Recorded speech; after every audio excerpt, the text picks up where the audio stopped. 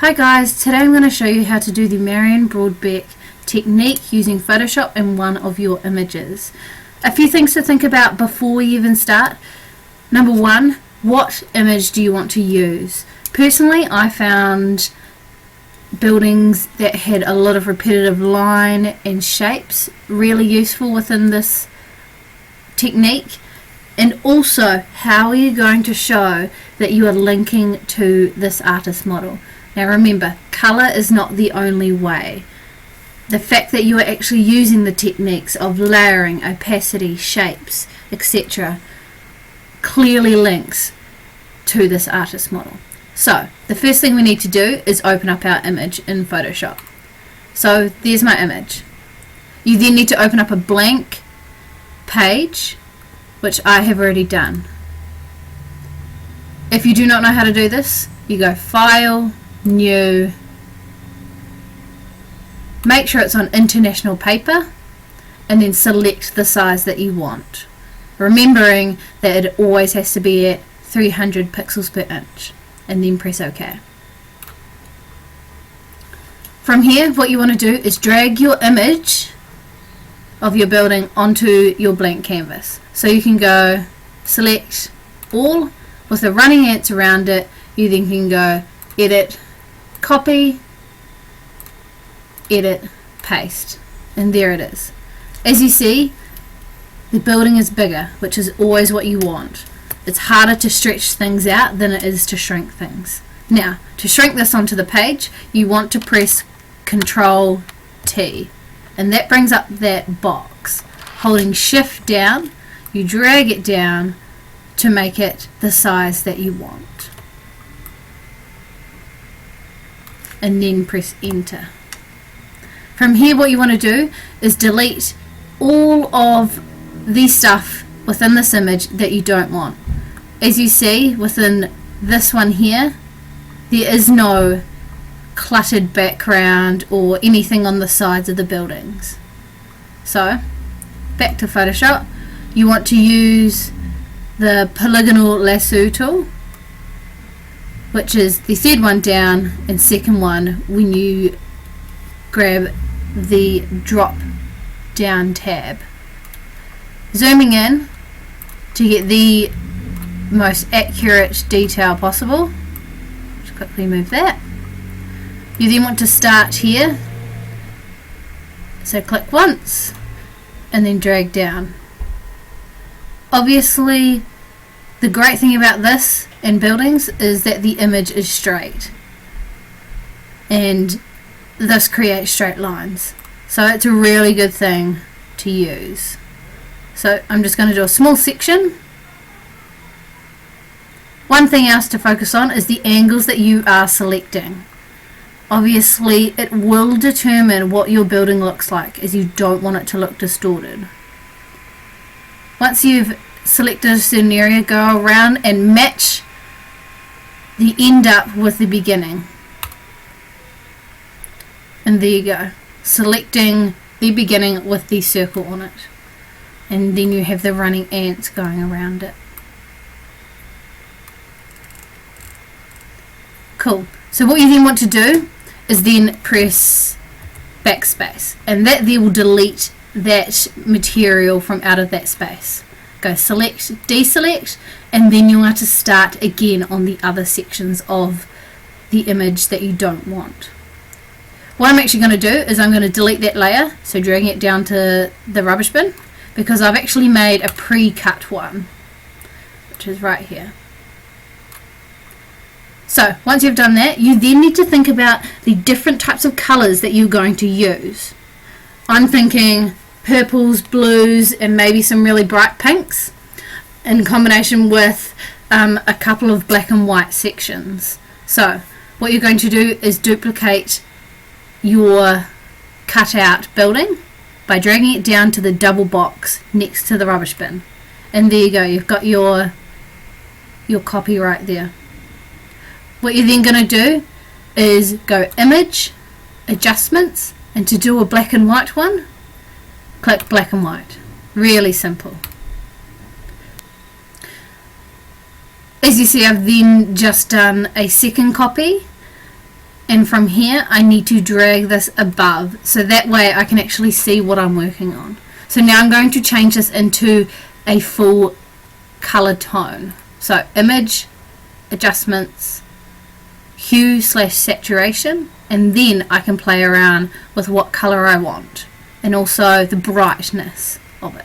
So I'm thinking a nice light purple,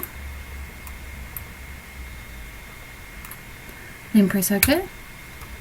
And then again I can do this again in a different way, so duplicating it, dragging it to the top, image, adjustments, channel mixer. Now with this you've actually got a lot more control. So here I'm going to do a blue, I think. Yep. And you really just want to play around with it, trying to figure out what kind of colours that you want to achieve. Press OK. I'm going to do a couple more, so dragging it to the top, and I want to inverse it this time. So image, adjustments, invert, and as you see it takes it so it's the complete opposite. From here what you want to do is now consider what is going to be the base that you work from. So I'm going to use the purple, so I'm going to drag the black and white up and I'm going to get rid of the original. So now my purple is my base. So from here, one option you can do is then select certain areas to be specific colours. So I'm going to show you 2 examples and then I'm going to go to the exemplar that I've done earlier to show you a bit more detailed options. So again, using the same polygonal lasso tool, make sure you're on the correct layer. I'm going to make this one here the section that I want in black and white.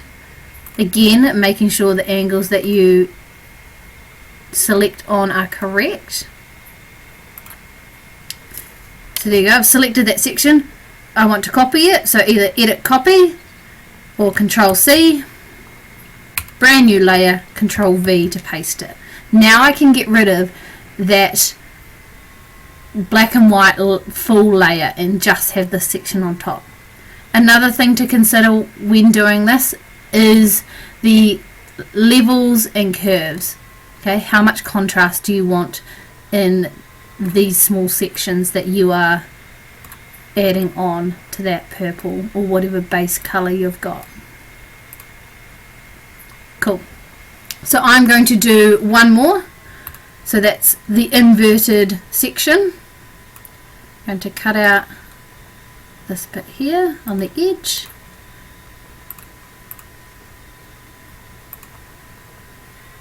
All the way up to the top, making sure that the selection goes together. Control C. Oopsie. Wrong layer. Make sure I'm the right one. Control C. Control V. And there it is. So now I can get rid of that. And place it back where I wanted it. So as you see now, I've got 3 different tones within one building. I've now flicked over to my exemplar, and as you see, I've got this inverted section and 2 black and white sections and also my very, very soft purple. So now what you need to consider is taking these sections and enlarging them or making them a lot smaller. So back to here, I'm going to cut out a blue section from here and enlarge it. So that same technique.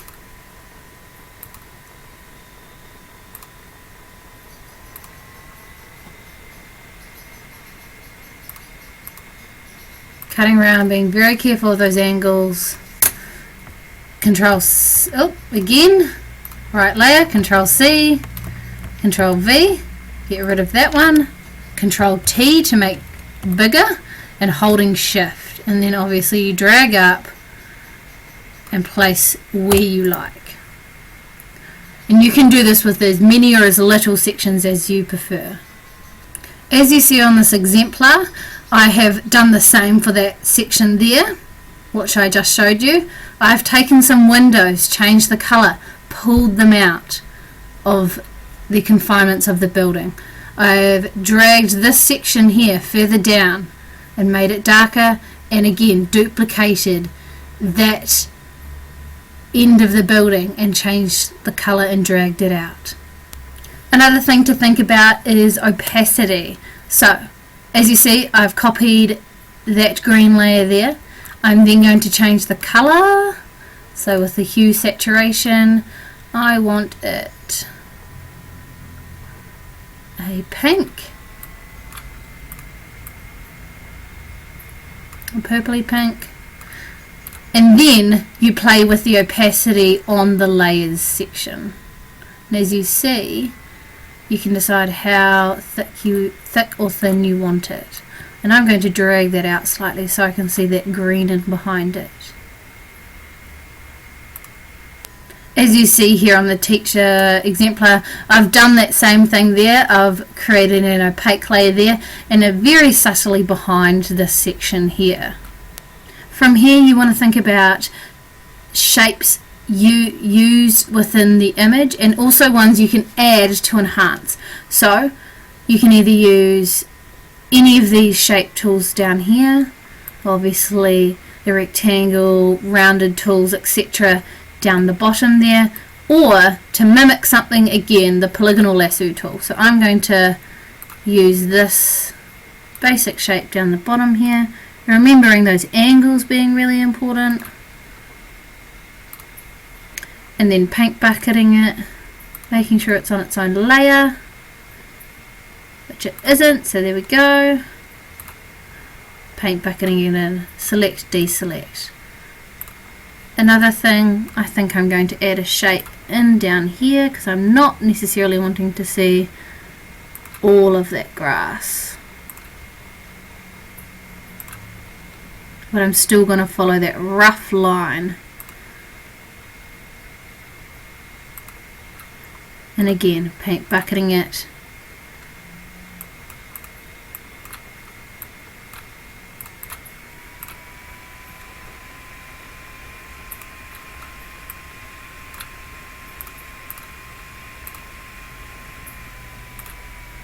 As you see on this exemplar, I've added that shape in here like I did on the test one across here and vertically as well. So there are two more things you need to think about: the background colour and also the size and position of your building within the page. So background colour is really simple: adding a new layer, making sure it's at the very bottom, finding your colour, and I have done so already, pressing OK and paint bucketing that background in. And position, so what you want to do is select all of your layers, so making sure you click on the bottom one, holding shift down, then re-click on the top, and making sure you're on this move tool key, and then you can move it around. And again, Control T to make it smaller or bigger, and then pressing enter once you have done.